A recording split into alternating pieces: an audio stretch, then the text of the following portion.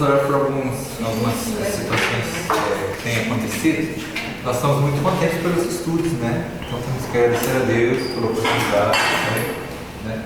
Pelas amizades que nós estamos fazendo aqui com vocês, e também pelas necessidades que cada um tem, né? Imagino que cada um deve ter seus próprios pedidos pessoais, né? Profundos.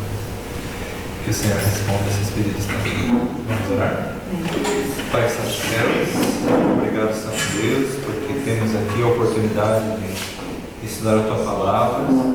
Temos também, Senhor, a presença do Teu Espírito que nos ilumina, nos ajuda a entender os assuntos difíceis. Obrigado, Senhor, porque Tu revelas na Tua Palavra as verdades que nós precisamos. Amém. Santo Deus, que a Tua salvação, Senhor, seja o tema da nossa mente todos os dias. Que a Tua presença seja o que faça a diferença no nosso caminhar diário. E nós pedimos, Senhor, que Tu nos ajudes nesse dia a entender a Tua Palavra.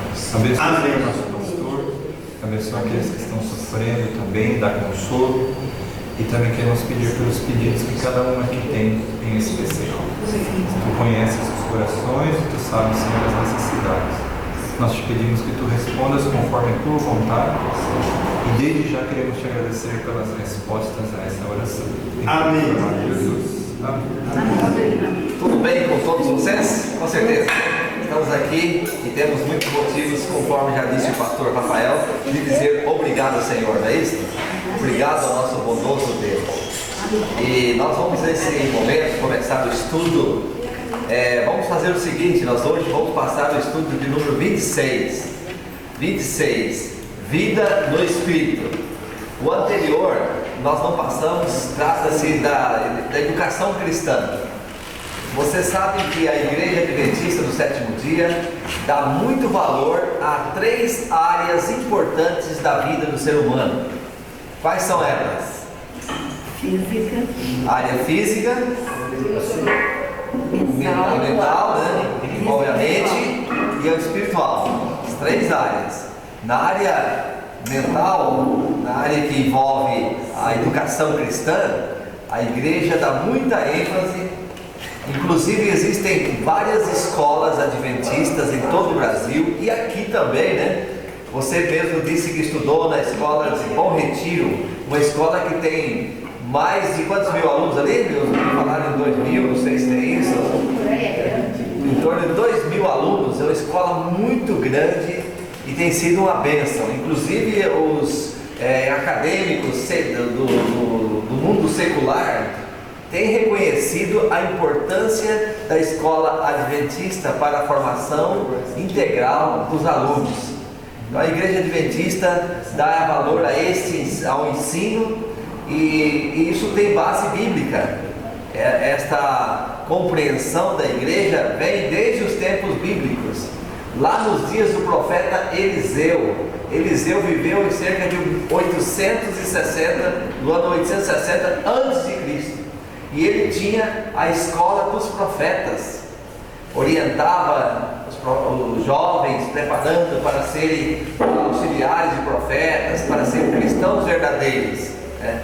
Então vale a pena dar uma verificada, confirmar o tema aí da lição de número 25, tá bom? E aí nós vamos fazer hoje a 26 e na próxima semana teremos o último tema desse curso, dessa fase número 1. Nessa fase número 1, a semana que vem será o último. Ele vai falar sobre os ministérios, os dons que nós temos, que nós podemos então ajudar mais a pregar o Evangelho, a servir as pessoas com os dons que Deus colocou em nosso coração. Tá certo? Então, aí terminaremos. Se você tem o seu caderninho, como eu tenho o meu aqui também, aí se você não participou de um ou outro tema, você pode terminar. E aí a fase 2, já no início de setembro, na primeira semana de setembro, nós teremos o início dessa fase 2. Essa fase 2 é mais profunda, mas toca muito no coração também, né?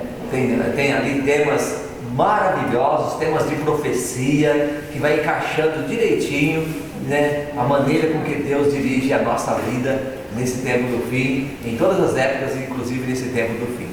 Tá certo assim? Então eu creio que quem quiser crescer mais na fé e no conhecimento de Jesus, já pode fazer seus planos para não perder nenhuma aula na próxima etapa, fase 2. Se Deus quiser, tá bom? E hoje então o tema, como nós já falamos, é a vida no Espírito. Alguém aqui poderia se arriscar e dizer: eu consigo viver sem o Espírito Santo de Deus na minha vida? Alguém se arriscaria a dizer isso? Tudo que nós somos, nós dependemos do Espírito Santo. Alguns podem dizer: mas Jesus não disse, sem mim nada podeis fazer? Então é sem Jesus ou sem o Espírito Santo que nós não podemos fazer nada? Em realidade, toda a Trindade, os 3 soberanos do universo, eles agem em nosso favor e nós dependemos da Trindade: Deus Pai, Deus Filho e Deus Espírito Santo. O Espírito Santo, o que ele faz? Ele nos guia, ele nos ensina. Nós vamos ver aqui essa noite. Ele dá testemunho de Jesus. Então, o que quer dizer isto? Tudo que você sabe de Jesus, de Deus, é o Espírito Santo que capacita você a aprender. Você está entendendo? É um papel maravilhoso. Então, quando Jesus foi para o céu, 50 dias depois, ele mandou o Espírito Santo. Deus Pai, Jesus, enviaram então o Espírito Santo para estar conosco. Quanto tempo? Até agora. Todos os dias. Até quando? Até a consumação do século, até Jesus voltar. Então nós dependemos do Espírito Santo para a nossa vida a todo momento. Então você pode dizer a cada dia: bem-vindo Espírito Santo em meu coração.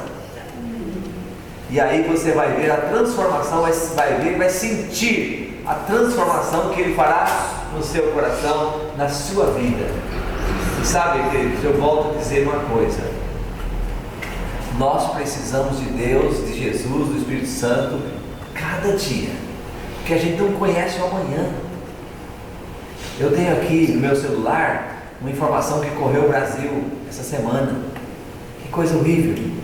Um amigo meu, um jovem estudante de teologia, naquele tempo que eu estava na Bolívia, e ele veio para o Brasil, se formou, tornou pastor, 28 anos, a esposa dele tem 26 anos, estava indo para um concílio, uma reunião de pastores na Bahia, e não é que houve uma fatalidade, um acidente, e ele veio morrer de imediato, e a esposa também, os dois, e a nenenzinha que tinha ficado com a avó não ficou viva, e eles dois morreram, assim, novos. Dói muito o nosso coração, mas a vida é assim. Quem garante o futuro? Quem garante o amanhã? Então, mediante toda a incerteza que existe em nosso mundo, qual é a maior segurança para nós? Andar com Deus todo momento. E isso o Espírito Santo vai capacitar você a fazer. E eu sempre digo: estou aqui porque o Espírito Santo me trouxe. Eu estava um tempo fraco na fé, não tinha interesse em ler Bíblia de forma alguma, mas em um momento, quando você está em cima do muro, o diabo vem para te derrubar do lado errado. Você sabia? Cuidado, se você está em cima do muro, o diabo vem para derrubar para o lado errado, do lado dele. E o diabo veio para me derrubar e quase me jogou para o lado dele. Eu até estava indo para a igreja com a Bíblia na mão. Eu sempre conto essa história.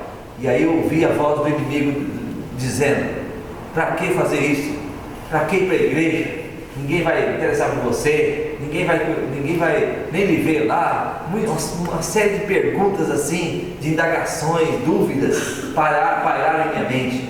Mas o Espírito Santo, na hora, um pouquinho depois, veio. Quando eu estava voltando, deixando de ir à igreja e ia deixar de vez, o Espírito Santo veio e logo disse com clareza em minha mente: seu lugar é na igreja, Deus precisa de você e você precisa de Deus.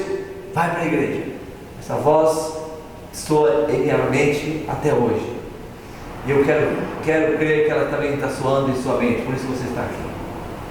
E a melhor coisa é ir para a igreja. A igreja é como uma cidade de refúgio. Tem dificuldades ali também, tem lutas, tem, mas são candidatos que querem chegar no céu.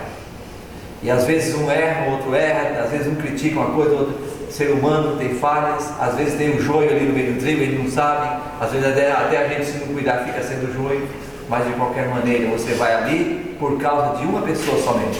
Quem é? Aquele que deu a vida por você na cruz do Calvário. Ele é tudo para você. Você concorda? Ele é tudo. Então vamos conhecer mais um pouquinho sobre a pessoa do Espírito Santo. A primeira pergunta dessa noite é essa daí, ó. Vamos lá, São João 14:16. Abre a sua Bíblia. E eu rogarei ao Pai, e Ele vos dará outro Consolador, a fim de que esteja para sempre convosco.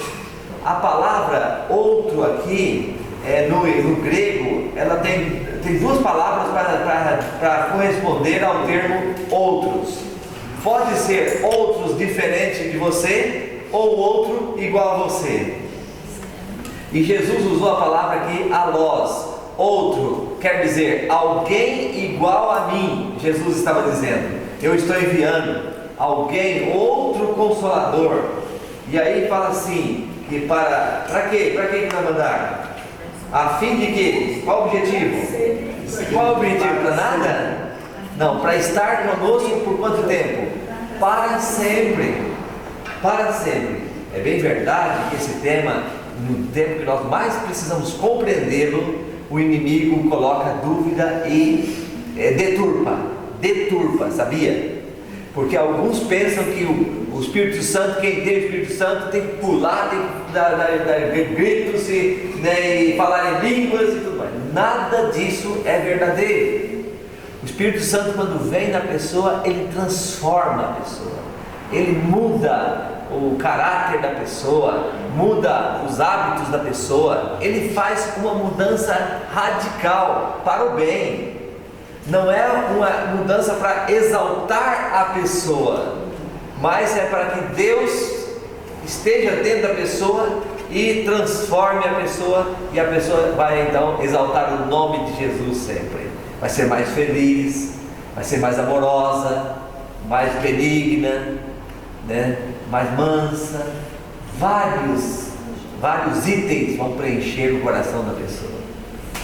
Olha, vale a pena, não vale?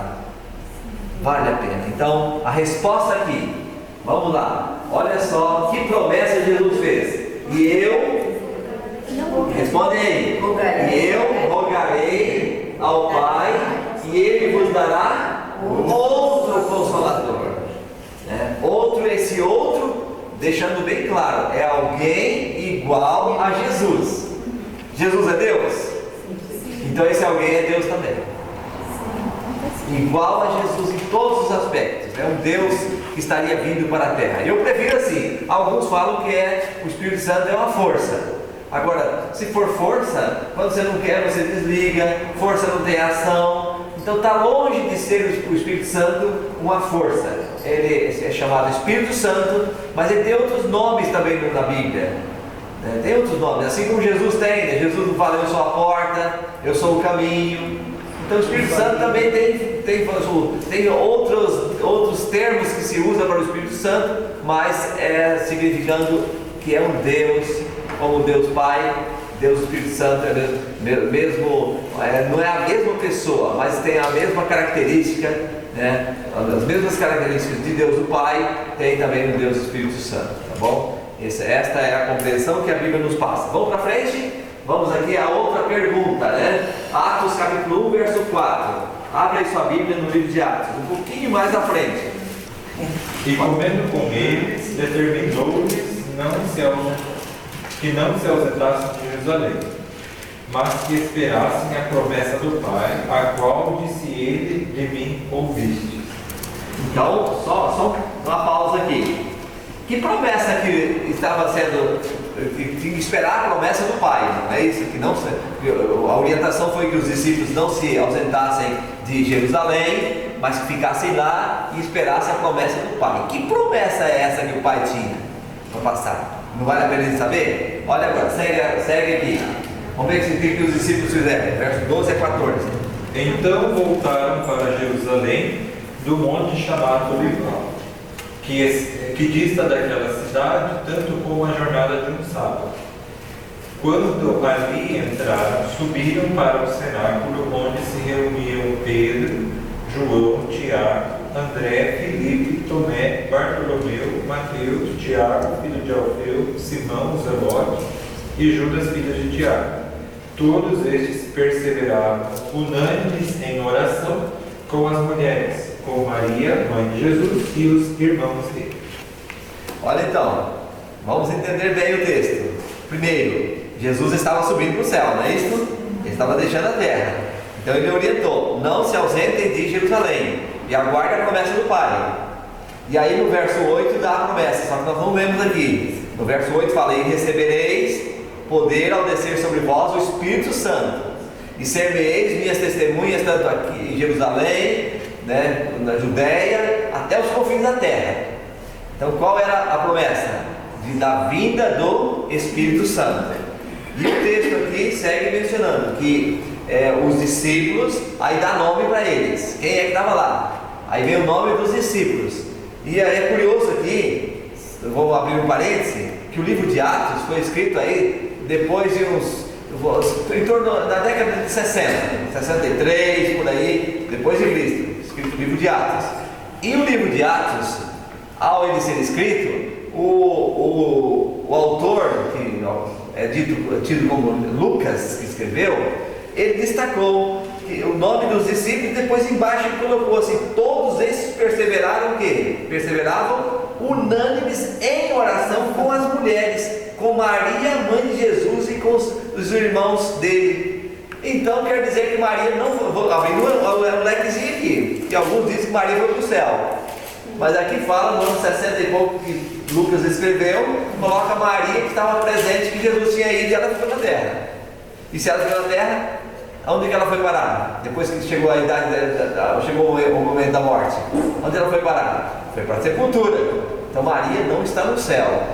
Nós não temos nenhum texto que fala que Maria está no céu. Maria aqui estava com os discípulos no ano 60 e alguma coisa, quando foi escrito o livro, Lucas disse que Maria ficou na terra.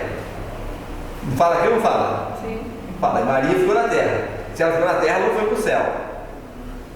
Então, aí eu vou abrir uma brechazinha aqui para poder esclarecer melhor o assunto, né? Porque é muito assim, questionado esse tema. Então Maria não foi para o céu. Então aí o que aconteceu? Ela morreu e ela está aguardando na sepultura, como os outros mortos de todas as épocas, a chegada de quem? A volta de Jesus, quando ela subirá para o céu. Tá certo? Essa doutrina de que Maria foi para o céu, ela veio com na verdade surgiram alguns problemas. Por exemplo, surgiu a famosa teoria de Santo Agostinho do pecado original. Então, Agostinho dizia que o ser humano é tão pecador que não consegue decidir para que lado quer ir. Aí Jesus vem e decide por ele. Aí decide que uns serão salvos e outros serão perdidos. Aí vem a doutrina da predestinação. Mas só que todos herdaram o pecado original. Aí vem um problema. E Maria então herdou o pecado original? E Jesus herdou o pecado original? Então não, Jesus não herdou o pecado original. Mas para Jesus não ter pecado, a mãe dele tinha que ser santa. Diz essa teoria de Agostinho, né? Aí então a Maria tem que ser santa. E aí colocaram a Maria como santa, Santa Maria, mãe de Deus. Ela como santa. Mas a Bíblia fala que não tem nenhum santo na terra, todos pecaram. Então inclui Maria também, não inclui? Inclui ou não inclui? Então inclui Maria, porque todos pecaram. E a Bíblia fala que o único que não experimentou corrupção, Atos 4,12, e vários textos existem que falam que o único que não experimentou corrupção foi Jesus. Então Maria experimentou corrupção também, então ela era pecadora. Agora, como pode de um pecador nascer um santo? Aí vem o detalhe: Maria, ela era pecadora, mas o Espírito Santo colocou lá dentro o Jesus, né? Aquele embriãozinho lá dentro. O Espírito Santo que colocou é o santo. E aí vamos então para a teoria agora. No ser humano, Eu, por exemplo, eu estava na casa do meu irmão um dia, o meu pai era vivo ainda, e estava um pastor amigo meu, muito amigão, estava lá com a esposa almoçando. E um momento a esposa do pastor olhou para o meu pai e falou assim: senhor, eu tenho uma pergunta para o senhor. Como é que pode? O senhor tem tanto cabelo na cabeça e seus filhos não têm nenhum cabelo, nem eu e meu irmão que estavam lá, né? Os seus 2 filhos aí não têm cabelo na cabeça. Olha a pergunta dessa irmã. Mas me clareou uma coisa interessante. O meu pai falou assim: eu conheci o avô dele lá na Bahia, e quando andava pela cidade não tinha nenhum fio de cabelo na cabeça também. Aí na hora eu peguei, eu herdei esse aspecto do avô que eu nem conhecia. Eu herdei. A gente herda alguns traços dos nossos antepassados. Herda ou não herda? Nós herdamos ou não herdamos? E são traços os mais fortes que prevalecem, não é não? Os traços mais fortes.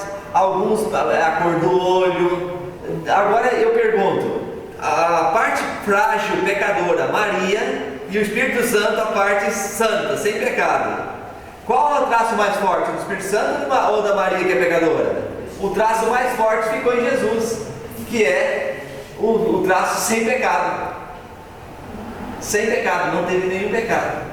E aí então, Jesus não tinha pecado, mas Maria era tão pecadora quanto todo ser humano que precisa da graça de Jesus. Agora, se aceitar Maria como santa, sem pecado, qual é o problema? Tem problema? Tem, porque se Maria conseguiu ser santa sem Jesus, outro pode chegar também a ser santo sem Jesus. Então não precisar. Olha o perigo dessa teoria. Vocês estão me entendendo? Olha o perigo dessa teoria.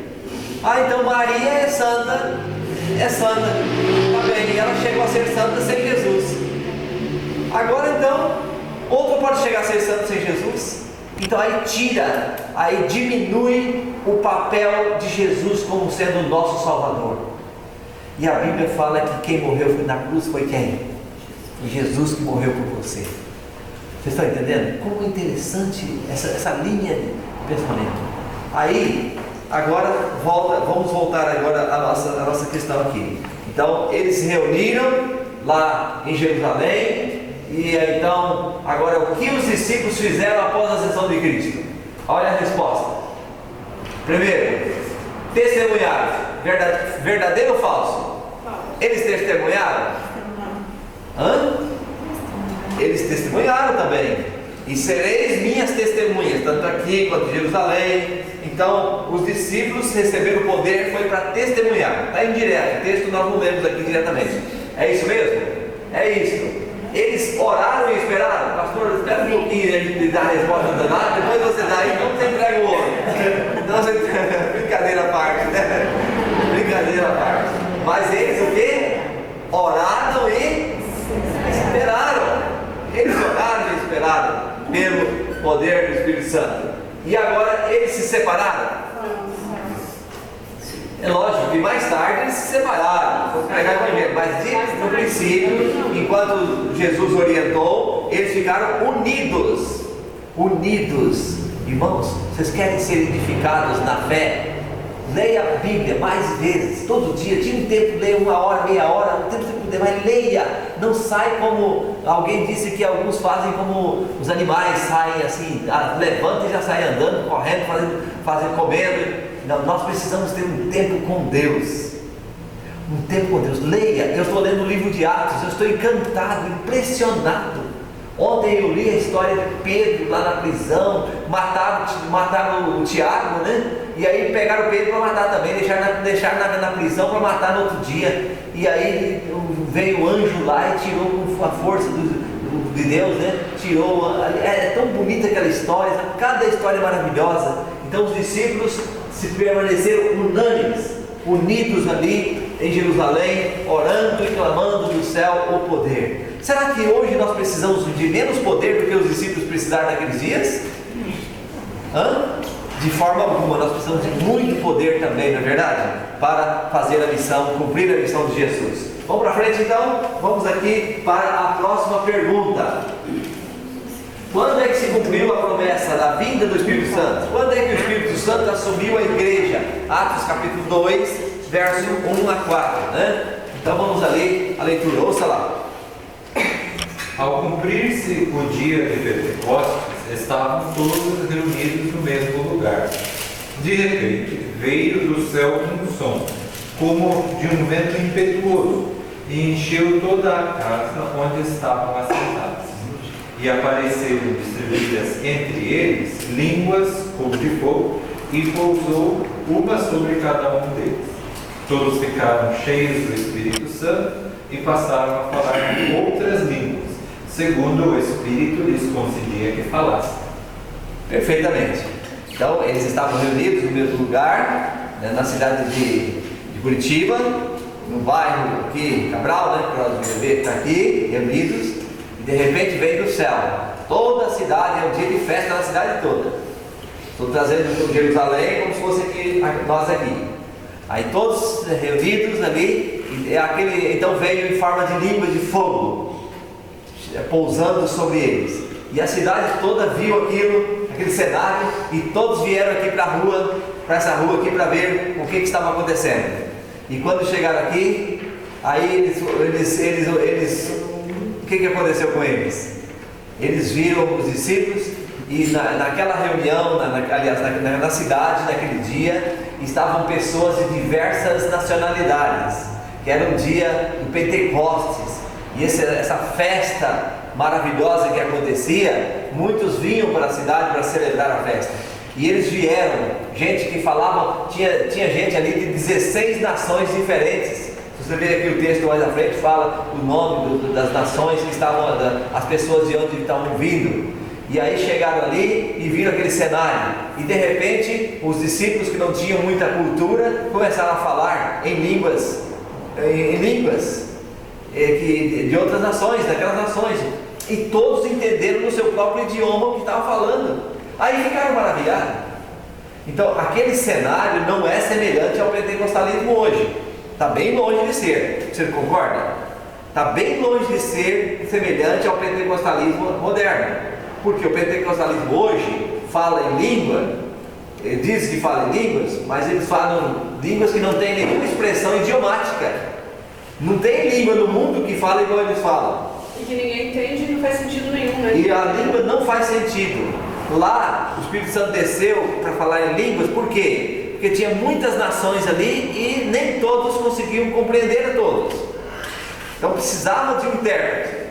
E então o Espírito Santo veio e os discípulos falavam e as pessoas entendiam. Como, pois, entendemos em nossa própria língua materna, como eles podem falar assim? Então eles falavam na língua que o povo entendia. Então era uma língua que tinha expressão idiomática. O pentecostalismo hoje não tem essa expressão. Não é língua compreensível, inteligível. Não é língua inteligível. Então está diferente daqui. Aí, então agora eles receberam o dom de língua. Para que propósito? Sempre a língua foi dada por Deus para pregar o Evangelho, para cumprir uma missão. Você vê assim, onde está na Bíblia a primeira vez que fala sobre o dom de línguas? Sobre línguas? Está em Marcos 16, 17. Em meu nome expelirão demônios e falarão novas línguas e tal. Então falar em línguas aqui está relacionado à pregação, porque antes no capítulo 16, verso 16 diz: ide por todo mundo. Como os discípulos iriam para todo mundo se eles não sabiam falar a língua do povo? Então aí Jesus fala: em meu nome falarão novas línguas. Aí justifica, não é isso? Vocês estão entendendo? Aí justifica, em meu nome falarão novas línguas. E em Atos então, foi exatamente agora ao momento que eles receberam o Espírito Santo, e todos os que estavam ali de várias nações compreenderam o que estavam falando. E assim o Evangelho pôde ser pregado e pôde ser divulgado com mais êxito, com mais sucesso. Mas vamos lá, quando se cumpriu a promessa? Então vamos ver aí a resposta. Vamos ver como é que eu colocou acertadamente. No dia de quê? Pentecostes. No dia do Pentecostes. Esta é a resposta correta. Ali então se cumpriu a promessa. Naquele dia, o que aconteceu? Como é que foi? Ampliando mais um pouquinho o tema. O que aconteceu lá? Aconteceu que naqueles dias Jesus estava no santuário celestial, estava sendo com milhares de anjos, estava indo para o trono do Pai receber a coroa da vitória. E em um momento o Espírito Santo deu a pausa e disse: Pai, antes de eu ser coroado pela vitória que foi alcançada na cruz e lá na terra, os nossos filhinhos, os filhos lá na terra, os nossos discípulos estão desprotegidos, precisam da pessoa do Espírito Santo para ajudar.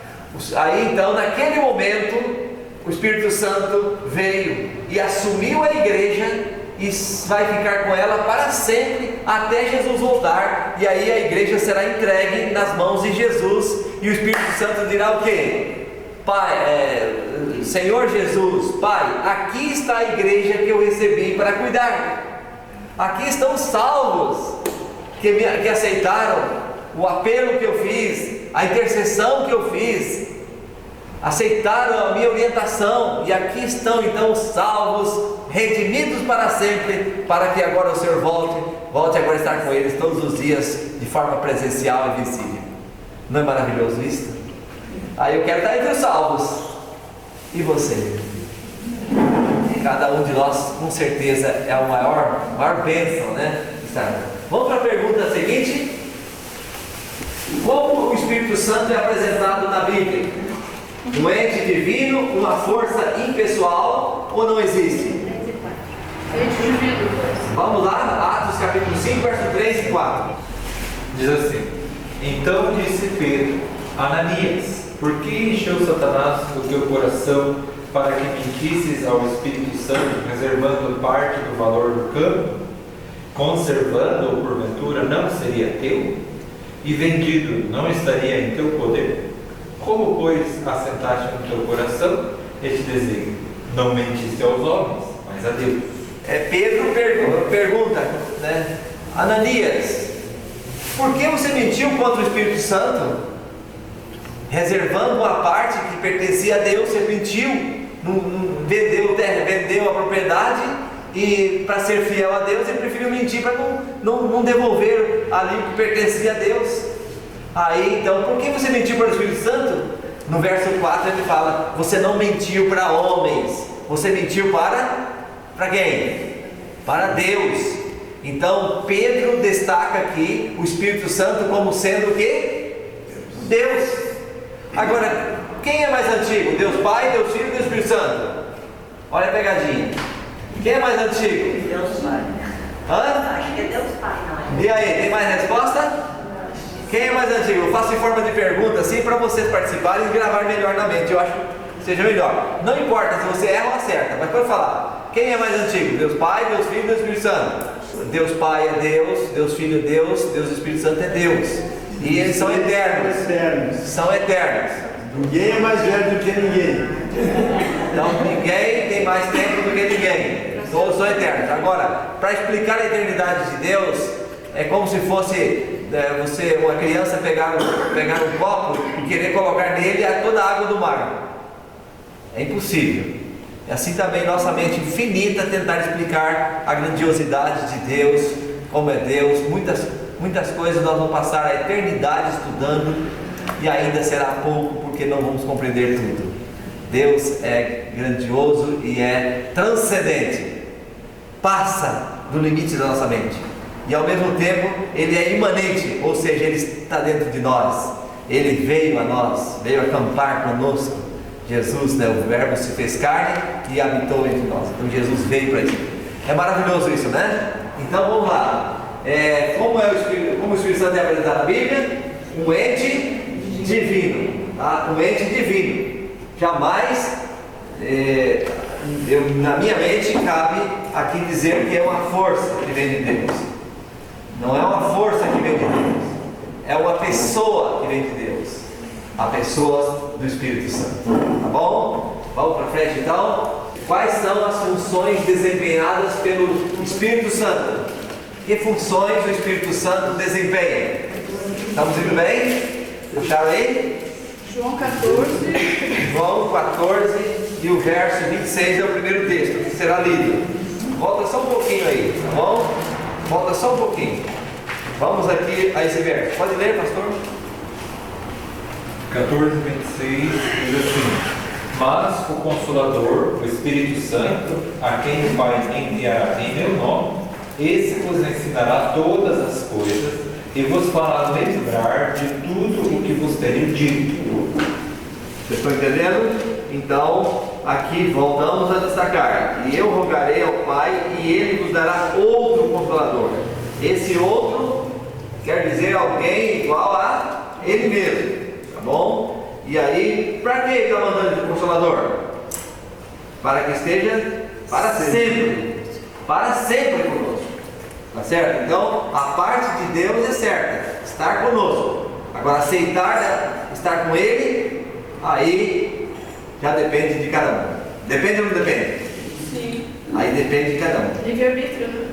Livre-arbítrio. Igual aquela história dos namorados, né? Um casal. O casal estava no carro e o marido estava dirigindo o carro e a esposa fez uma pergunta.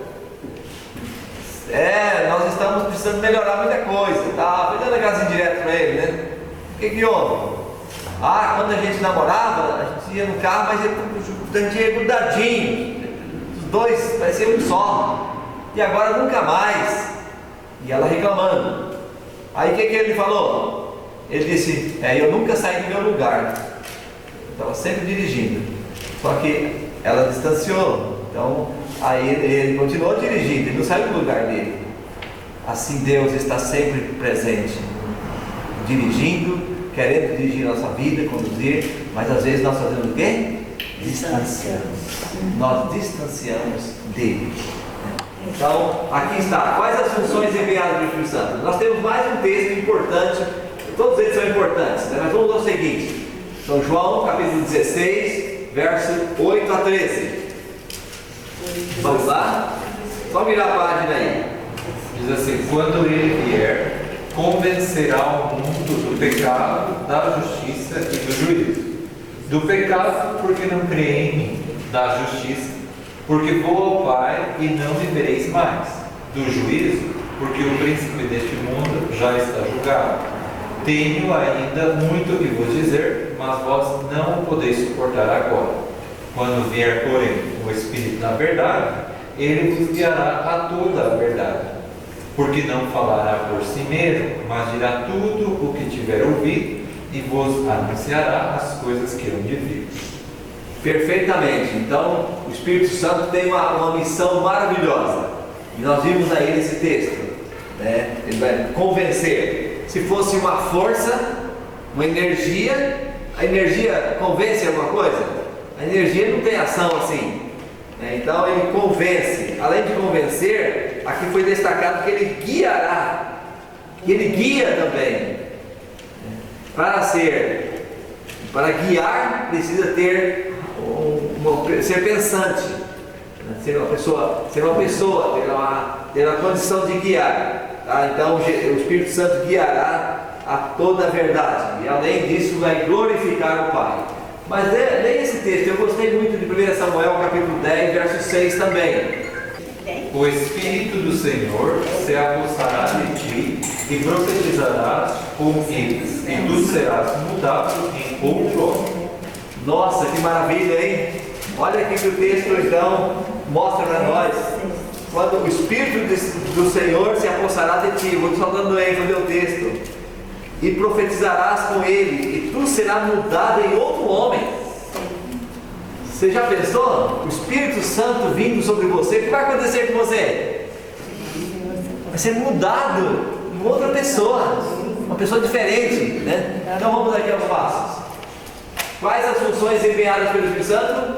Vamos nós aqui. Olha só: ensinar algumas coisas. Verdadeiro ou falso? Falso. Por que é falso? Ensinar todas as coisas. Tá certo? Muito bem. Convencer do pecado. Convencer que você é pecador, que eu sou pecador, que nós somos pecadores. Convencer de que há uma justiça, um juízo, e nós vamos ser julgados. Ele convence, então a gente precisa mudar de vida. E também de que há, eu já falei do juízo também, certo? Isso é verdade. Guiar em toda a verdade. Certo? Ok, verdade. Mudar a natureza humana. Tá bem? Exatamente o que diz 1 Samuel 10:6. Mudar a natureza o quê? Humana. Não é isso que nós precisamos nesse tempo do fim? Com certeza. Vamos para a pergunta número 6 agora. Quando uma pessoa é batizada pelo Espírito Santo? São João 3:5 e Mateus 3:16. Vamos lá, São João 3:5, lá no Novo Testamento. Acharam? Vamos lá então, pastor. Vamos ver o que diz aí. Diz assim: respondeu-lhe Jesus: em verdade te digo, quem não nascer da água e do Espírito não pode entrar no reino de Deus. Então, quando uma pessoa é batizada com o Espírito Santo, antes de dar a resposta, vamos para Mateus 3:16, primeiro livro do Novo Testamento, Mateus 3:16. Então vamos. Diz assim: batizado Jesus, saiu logo da água, e eis que se lhe abriram os céus, e viu o Espírito de Deus descendo como pomba, vindo sobre ele. Então, quando uma pessoa recebe o Espírito Santo, foi a pergunta feita no início, né? Então, quando? Quando é batizada nas águas. Certo? É a resposta certa? Sim, quando é batizada na água. Mas nós temos outro aqui, um outro texto também que mostra que o Espírito Santo, como aqui cita, alguns usam esse texto para dizer assim: Jesus saiu da água e o Espírito Santo veio em forma de pomba. Então, depois do batismo, o Espírito Santo trabalha e vai estar na vida da pessoa também. Então, antes do batismo, ele atua. Por sinal, tem lugar que nem os anjos vão, sabia? Mas o Espírito Santo vai. No profundo das trevas do pecado, nos ambientes mais assim rudes, mais inóspitos, mais assim duvidosos, ambientes como esses, o Espírito Santo é que faz a pessoa sair de lá. É ou não é? A pessoa às vezes está lá cometendo uma atrocidade, um mal, e de repente ela é tocada e fala: quer saber de uma coisa? Essa vida não é para mim não. Eu vou deixar isso para lá porque eu quero servir a Deus. E a pessoa sai dali com uma nova criatura. O Espírito Santo que fez aquela obra. Foi ou não foi o Espírito Santo? É o Espírito Santo que vai a todos os ambientes para alcançar aquele Filho de Deus que está necessitando da ajuda. Agora vamos para a pergunta de número 7. Como podemos saber se o crente possui ou não o Espírito Santo? Essa pergunta é boa. Atos capítulo 5, verso 32. Segue lá então. Ora, nós somos testemunhas desses fatos, e bem assim o Espírito Santo, quem Deus outorgou aos que lhe obedecem. Como podemos saber se o crente possui ou não o Espírito Santo? Então já vimos aqui uma resposta. Agora vamos para outra. Vamos para um outro texto, Gálatas 5:22. Ok? Então segue. Mas o fruto do Espírito é amor, alegria, paz, longanimidade, benignidade, bondade, fidelidade, mansidão, domínio próprio. Contra essas coisas não há lei. Então, fruto do Espírito. Qual é o fruto? Fruto do Espírito não é falar. Bom, será que é falar em línguas? Eu nem posso dar a resposta, não vou antecipar aqui, né? Vamos ao ponto. Vamos ao ponto aqui. Primeiro ponto: falso ou verdadeiro? Ama a Deus, obedece aos seus mandamentos e à sua palavra. A pessoa que tem o Espírito Santo cumpre esse requisito aqui? Sim. Cumpre esse requisito. Então você vai aí, procura fazer então uma pesquisa. Aonde está guardando os mandamentos de Deus? Porque o texto bíblico que nós já lemos, ele vos guiará, o texto bíblico, né? São João 16, ali fala o quê? Ele vos guiará toda a verdade, não é metade da verdade, é uma parte da verdade, toda a verdade, o texto diz. Então, se você está num caminho que guarda parte da verdade, que negocia a verdade, que diz que a verdade já foi passada, que não precisa mais, espera aí, o Espírito Santo vai guiar em toda a verdade. Ama a Deus, essa pessoa produz o Espírito Santo, ama a Deus, obedece aos mandamentos, obedece a sua palavra. Sua vida apresenta o fruto ou as virtudes do Espírito Santo. É verdade? É verdade, apresenta os frutos. E você sabe que uma pessoa que tem o Espírito Santo de Deus, ela não se julga ter o Espírito Santo de Deus? Ela se julga muito pecadora. Por quê? Por que isso então? Porque quanto mais você se aproxima de Deus, você contrasta com os seus pecados. Foi por isso que os apóstolos, os profetas diziam: ai de mim, Senhor, sou um pecador. Por quê? Porque contrasta a santidade de Deus com a pecaminosidade humana. Então ele se sente inferior. Mas quanto mais ele se sente inferior, ele busca a Deus, e Deus vai renovando a vida dele, ele vai se tornando uma pessoa mais e mais feliz. Porque o Espírito Santo dá paz ou não dá? Sim. Nós devemos dizer, dá paz, né? Dá paz, dá tranquilidade, dá bênção, dá vários frutos, várias virtudes que o Espírito Santo dá. Isso é interessante, não? E agora, falar em línguas. Fala em línguas. Fala em línguas? Sim. É uma manifestação. Olha só, como podemos saber se o crente possui ou não o Espírito Santo? Fala em línguas. Não. Sim. Acho que é falso. Bom, se é assim, então eu vou fazer uma pergunta. João Batista tinha o Espírito Santo? Sim. Sim. Ele falou em línguas? Não foi necessário. Então, esse falar em línguas aqui eu estou te entendendo. É o falar em línguas idiomáticas. Ali é língua estranha, não estrangeira. Língua estranha. Então, fala em línguas estranhas, está escrito lá. Não é estrangeira, não, é estranha. Estranha porque não existe vocabulário. Ninguém é estranho, ninguém. Entendeu? Só pronúncia, só emissão de som, mas sem Compreensão nenhuma. não tem inteligência no que Não tem sentido nenhum. Então, aí se fôssemos assim, nós seguiríamos perguntando mais. Quando a pessoa diz sim, não na sua compreensão, mas na compreensão deles, né? E fala blá blá blá aí, esse barulho que ninguém entende. Então, a gente pergunta: Ana falou em línguas? Estevão falou em línguas? Não. Mas eles tinham o Espírito Santo? Tinham. Então, falar em línguas, mesmo que seja estranho ou estrangeiro, não é pré-requisito para ter o Espírito Santo. O Espírito Santo, ele vem, ele atua como lhe apraz e não como a gente quer. Ele faz a obra que a gente nem imagina, mas é uma obra necessária para a salvação de outros. Eu acho que isso seria mais ou menos assim: é o Espírito Santo que nos usa, que ele usa a pessoa a hora que ele quer, e não ao contrário como a gente vê por aí, tipo assim, eu estou ali no culto, sei lá, agora eu quero o Espírito Santo para falar em línguas. Eu acho que seria mais ou menos Exatamente, não é o querer do ser humano. Exatamente, é o O desejo. ser humano busca, Sim. mas a obra quem faz é o Espírito Santo. E quando o Espírito Santo vem, o Espírito Santo, a pessoa é transformada, mas ela não percebe. Ela percebe que ela é pecadora, que ela precisa estudar mais a Bíblia, que ela precisa se consagrar mais a Deus. E aí, como eu já disse, quanto mais busca, mais Deus preenche. Maravilhoso, né? Maravilhoso. Agora, pergunta número 8. O que devemos pedir hoje para Jesus? Lucas capítulo 11, verso 13. Pastor, pode ler então? Ora, se vós que sois maus sabeis dar boas dádivas aos vossos filhos, quanto mais o Pai Celestial dará o Espírito Santo àqueles que lhe pedirem. Tem que pedir, não. Vocês entenderam?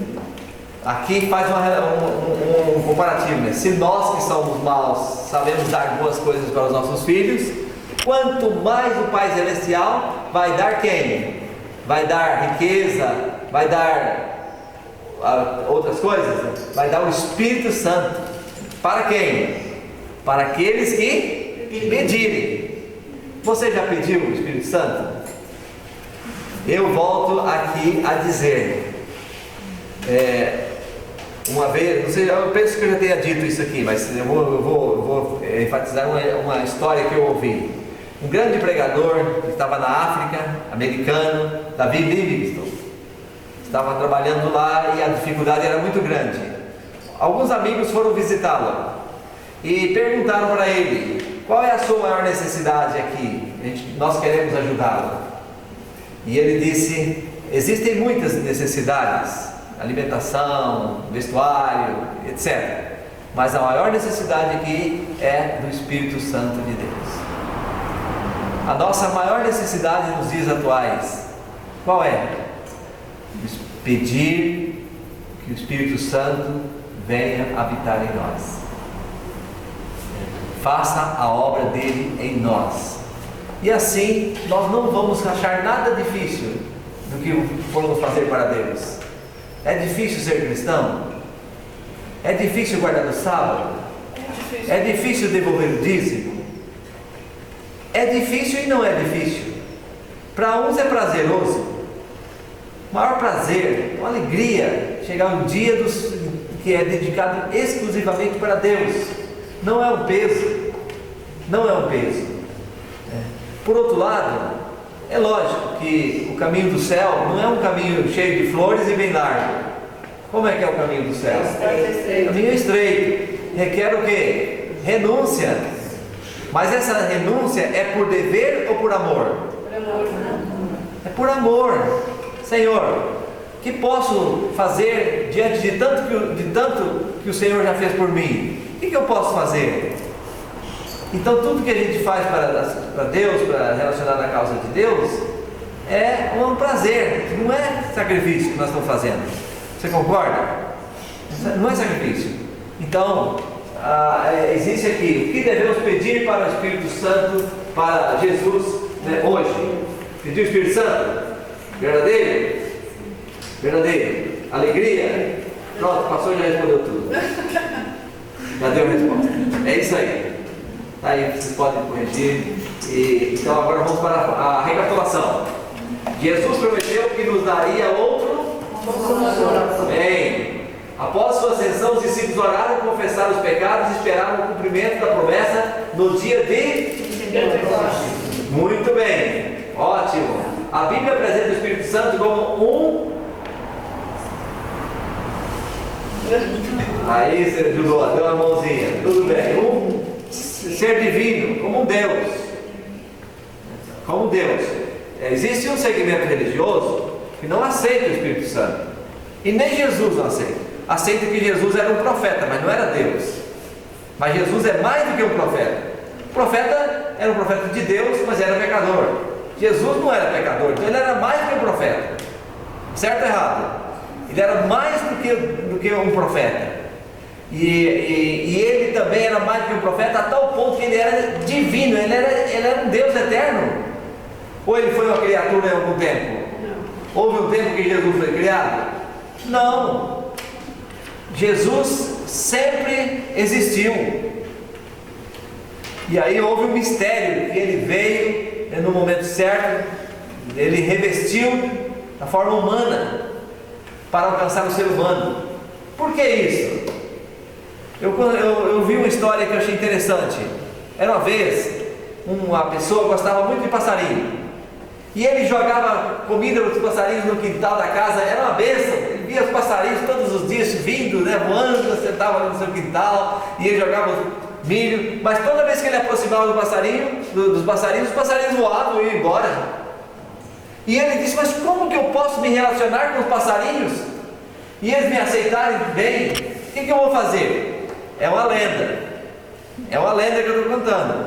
Eu vou tirar a lição depois.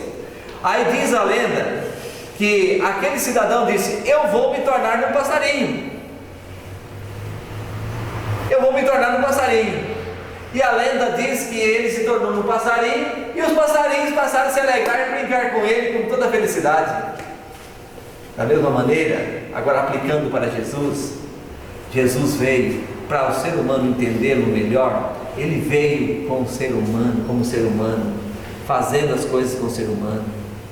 Então ele se tornou ser humano, e o ser humano pôde entender melhor a ele, e ele entender também. Agora ele viveu, ele tem experiência do ser humano, de ser humano. E aí ele foi para o céu, então ele nos entende. E ele, como Deus, entende 100% o Pai. Sim ou não? Sim. Sim. E ele, como ser humano, entende 100% a nós. A nós. Isso não é maravilhoso? Então você pode perguntar: Deus, eu não te entendo. Como é que faz? Um dia eu perguntei: mas como é que eu vou entender o Senhor? Aí, entenda Jesus. Entenda Jesus. Jesus disse: eu e o Pai somos um. Então você vai ter uma compreensão, né, maior de Jesus Cristo, né? Então o Espírito Santo também é um ser divino. E como eu estava dizendo esse segmento religioso, eu vou dizer o nome: Testemunho de Jeová. Com todo respeito, a gente gosta das pessoas, só que a diferença, em um dos pontos é esse. Além da transfusão de sangue, tem também esse aí. Então isso aí, a questão qual é? É que o Espírito Santo, que Jesus não é Deus, Jesus é uma criatura de Deus. Então, se foi criatura, ele precisava também de um Criador para salvar ele. Então, mas Jesus não foi criatura, Jesus não precisa de Salvador, precisa? Não, ele é o Salvador. Aí você apresenta o texto, Mateus 28, 19 e 20, né? Batizando-os em nome de quem? Do Pai, do Filho e do Espírito Santo. Ah não, mas esse texto não estava no original. Aí eles dizem, aí eles têm a Bíblia edição Novo Mundo. E é curioso, a Bíblia deles, edição Novo Mundo, quando você chega lá em 1 João 5,20, fala assim, referindo a Jesus, diz: esse é o verdadeiro Deus, a vida eterna. Então na Bíblia deles coloca Jesus como a vida eterna, mas só que eles não aceitam Jesus sendo a vida eterna. E para falar mais um pouquinho, eu tenho um material, uma pesquisa, que é um livro de um americano, que diz que a Bíblia, edição Novo Mundo, foi escrita pelo Testemunho de Jeová, foi publicada pelo Testemunho de Jeová, mas escrita por um tal de Juanes, que era espírita. E aí então tem aí eles fizeram algumas mudanças ali na Bíblia deles. E nesse texto de Mateus 28 não tem. Aí eles dizem que não tinha no original. Na verdade, no original, aí por que eles falam que não tinha no original? Porque por volta do ano 1000 depois de Cristo, tinham os maçoretas, sabe? Já ouviu falar de maçoretas? Não precisa ir para o céu se não souber, não tem problema não. Pode ir para o céu sem saber também, não tem problema não. Mas eu vou dizer, maçoretas eram os copiadores da Bíblia. Eles tinham por volta do ano maçoretas. Busca na internet, você vê, muito curiosa a história deles. Os maçoretas, por volta do ano 1000, eles copiavam textos da Bíblia, faziam cópias da Bíblia. E aí, o que acontecia? Tinha um professor que ele ia ditando a Bíblia, e na sala tinha muitos alunos, e aí todos iam copiando a Bíblia, copiando.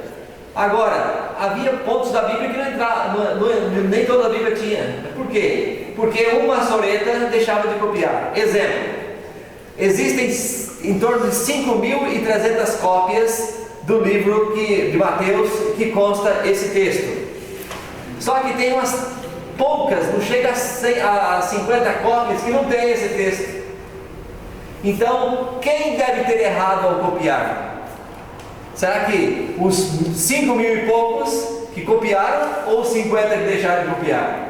Então os 50 que deixaram de copiar. Por outro lado, não é só esse texto que fala que tem a Trindade, Deus Pai, Deus Filho e Deus Espírito Santo. Não é só esse texto que refere às três pessoas da divindade. Tá bom? Então, vamos aqui. A função do Espírito Santo é nos convencer do pecado, da justiça e do juízo. Muito bem, ele também muda a natureza humana.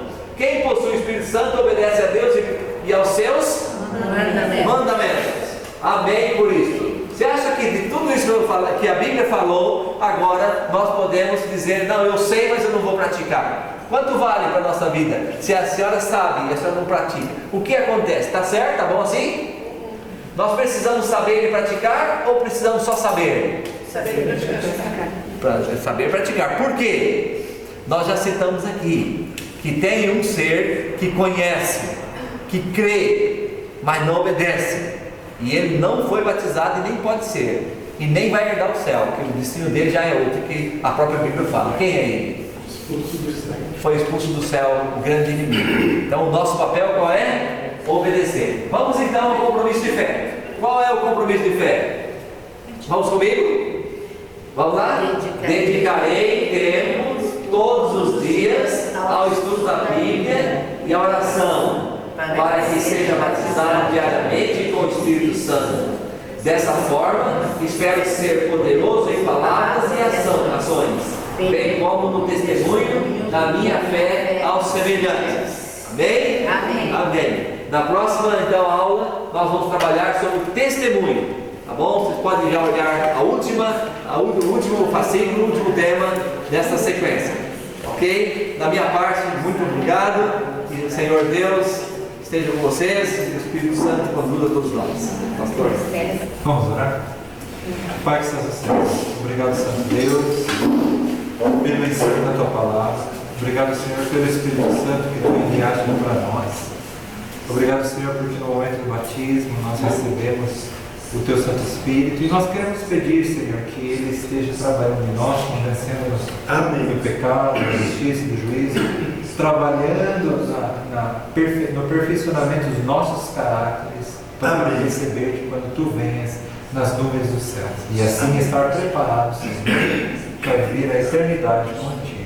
Abençoa cada um dos que estamos aqui e ajuda-nos, Senhor, a compreender as tuas verdades a cada dia. Em nome do Filho amado Jesus. Amém. Amém.